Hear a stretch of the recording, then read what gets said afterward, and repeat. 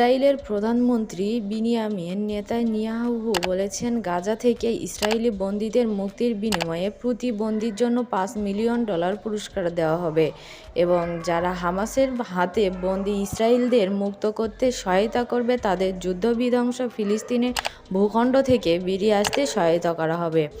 মঙ্গলবার গাজায় এক সংক্ষিপ্ত সফরে এই পুরস্কারের ঘোষণা দেন নেতানিয়াহু।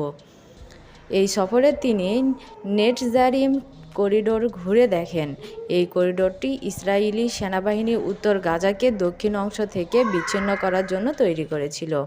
ফিলিস্তিনিদের উদ্দেশ্য করে তিনি বলেন, তোমরা যারা এই বিপদ থেকে রক্ষা পেতে চাও, যারাই আমাদের কাছে বন্দীদের নিয়ে আসবে, সে নিজের এবং তার পরিবারের জন্য নিরাপদ রাস্তা খুঁজে পাবে।